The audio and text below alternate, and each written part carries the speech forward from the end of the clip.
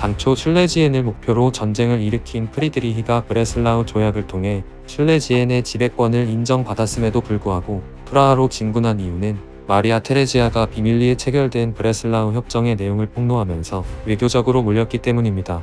이 때문에 작센이 동맹에서 이탈해 오스트리아 편으로 돌아서는 걸 막을 수 없었죠. 프랑스 대사의 강력한 항의와 어두워진 전황을 비집기 위해 공격을 결심한 프리드리히가 보헤미아로 진군에 들어오자 위기에 빠진 마리아 테레지아는 서둘러 아벤스베르크 운트 트라운으로 하여금 보헤미아 전역을 지휘하게 했습니다.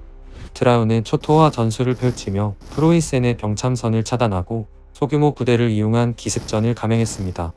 때문에 프로이센군은 제대로 된 전투 한번 치르지 못한 채 사기가 급격하게 떨어졌고 결국 아무런 성과 없이 슐레지엔으로 퇴각할 수밖에 없었습니다.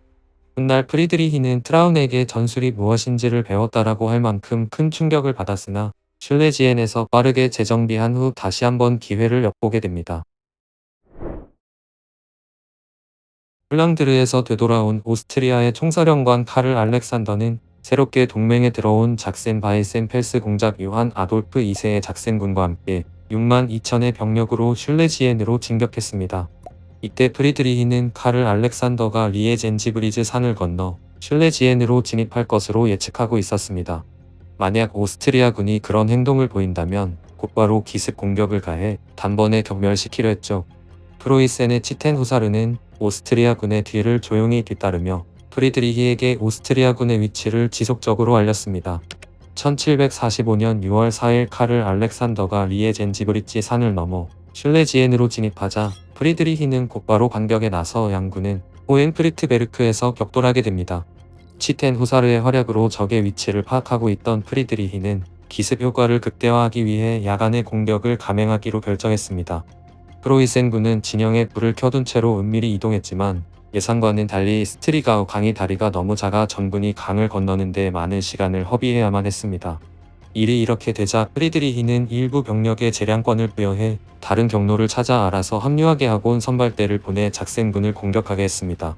작센군은 진영 앞에 있는 두 개의 언덕 위에 소규모 병력을 배치해 기습에 대비했지만 프로이센군 선발대가 이를 무시하고 아직 진영이 갖춰지지 않은 작센군을 공격하여 격파했습니다. 그러는 사이 오스트리아군은 전투 준비를 끝마쳤기 때문에 프리드리히가 원했던 기습은 무의로 돌아갔죠. 전투 진영을 갖춘 오스트리아군이 격렬하게 저항하자 양측의 피해가 커지기 시작했습니다. 이때 북쪽에서 작센군을 몰아낸 프로이센의 윗보병대가 경로를 꺾어 오스트리아군을 사선에서 밀어붙였습니다. 게다가 프리드리히가 재량권을 줘 다른 경로를 통해 합류한 1500명의 제5드라군 연대가 적시에 나타나 오스트리아군의 벌어진 틈 사이를 뚫고 들어가자 오스트리아군 전열이 붕괴되기 시작했습니다. 제5드라군 연대는 수천의 오스트리아 보병대를 격파하고 무려 66개의 군기를 빼앗았음에도 불과 94명의 피해만 입었죠. 이 전투의 패배로 오스트리아군은 1만 4천에 달하는 사상자를 냈고 4명의 장군이 붙잡히는 완패를 당했습니다. 반면에 프로이센군은 프리드리히의 천재성이 빛난 사선 대형과 독일군의 전통 임무형 전술 체계가 탄생한 위대한 승리를 거뒀습니다. 신성로마 제국 황제 카를 알브레히트가 민회으로 돌아온 지 3개월 만에 숨을 거뒀습니다. 바이엘은 선제 후 자기를 계승한 아들 막시밀리안 3세 요제프는 신성로마 제국의 황제직을 승계하는 것보다 오스트리아와 친하는 것이 국익에 도움이 된다는 사실을 알고 있었습니다. 이에 따라 막시밀리안 3세는 국사 조칙을 인정하고 신성로마 제국 황제 후보자로 나서지 않았죠. 대신 마리아 테레지아의 남편 프란츠 슈테판 폰 로트링겐을 차기 신성로마 제국 황제로 지지하여 영토를 보장할 수 있었습니다. 마리아 테레지아는 앞서 보헤미아에서 프리드리히를 막아낸 트라운을 라인 강 방면으로 파견해 프랑스군을 몰아내고 프랑크푸르트를 압박하도록 했는데 이는 투표권이 있는 선제후들을 겨냥한 것이었습니다. 1745년 9월 13일 마인츠 대주교 프리드리히 카를 오슈타인이 황제 선출권을 가진 선제후들을 프랑크푸르트로 초청했습니다. 이 선거에서 프란츠 슈테판은 9명의 선제후 중 선거에 참석한 7명의 선제후들의 지지를 받아 황제로 즉위하는 데 성공했습니다. 프랑스는 프란츠 슈테판이 독일인이 아니라는 점을 들어 황제가 될 자격이 없다는 주장을 했지만 대다수의 선제후는 프랑스의 입장에 관심을 보이지 않았는데 이는 트라운의 압박이 성공한 결과였습니다. 팔츠 선제후 카를 테오도르와 브란덴부르크 선제 후 프리드리히는 선거 당시 프란츠 슈테판의 황제 선출에 동의하지 않았지만 며칠 뒤 대세를 따라 프란츠 1세를 인정했습니다. 마리아 테레지아는 비록 퐁트누아 전투와 호헨프리트베르크 전투에서 패배하며 기세가 꺾였지만 대부분의 합스부르크 영지를 장악했을 뿐만 아니라 신성로마 제국 황제의 지위를 확보하며 정치적 입지를 단단히 굳혔고, 이를 바탕으로 빼앗긴 플랑드르와 슐레지엔을 포기하지 않았습니다.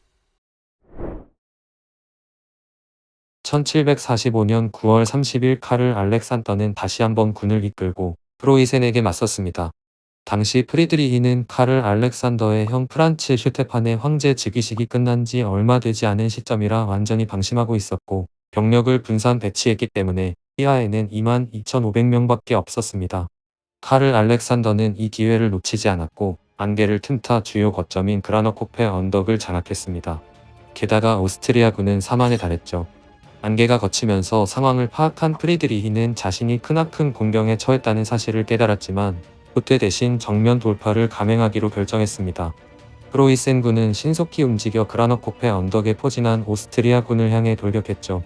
카를 알렉산더는 지리적 이점과 수적 우위를 차지하고도 결연한 프로이센군의 공격을 버티지 못하고 또다시 패배하고 말았습니다. 조르 전투가 프로이센의 승리로 끝났음에도 마리아 테레지아는 강화를 거부했습니다. 그녀는 작센을 통해 프로이센 본토를 직접 공격할 계획을 세웠죠. 그러나 이 계획은 프리드리히의 정보망에 속속 걸려들고 말았습니다. 프로이센군이 기동력을 활용하여 각계격파에 나서면서 전장은 작센으로 옮겨졌습니다. 요격에 나선 프리드리히와 아날트 데사우 공작 레오폴트 1세는 각각 헨넬스도르프와 케셀스도르프에서 작센과 오스트리아 연합군을 격파했습니다. 승기를 잡은 프로이센군이 작센의 주도 드레스덴을 점령하자 마리아 테레지아도 더 이상 전쟁을 고집할 수 없게 되었습니다.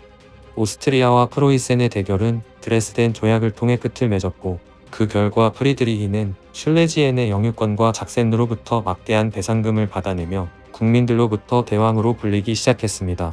1746년 슐레지엔 전역은 끝이 났지만 아직 전쟁은 끝나지 않았습니다. 프랑스와 스페인, 오스트리아뿐만 아니라 샤르데냐 왕국, 제노바 공화국, 나폴리 왕국 등이 참전한 이탈리아 전역은 지리한 교착 상태에 빠져 있었고, 북아메리카와 인도에서는 프랑스와 영국이 치열한 식민지 쟁탈전을 벌이고 있었죠.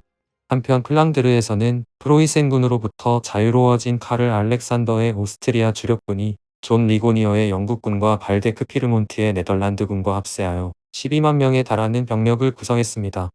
그러나 프랑스군 총사령관 모리스 드 삭스는 9만 7천 명의 병력을 이끌고 루쿠스에서 국본군과 전투를 벌였습니다. 삭스는 연합군의 약점이 네덜란드군이라는 것을 파악하고 세 차례에 걸친 맹공을 퍼부었습니다. 네덜란드군은 힘겹게 막아냈지만 오히려 로쿠스 마을에 있던 연합군이 무너지면서 전선이 붕괴되었습니다.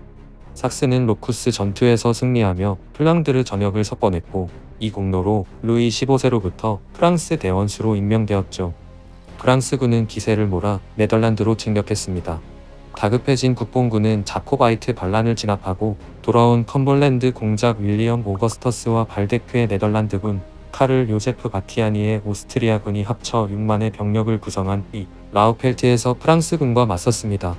한편 루이 15세와 함께 8만의 프랑스군을 지휘하여 라우펠트에 도착한 삭스는 적이 아직 전열을 정비하지 못한 틈을 노려 급히 공격해 라우펠트를 차지하는 데 성공했습니다.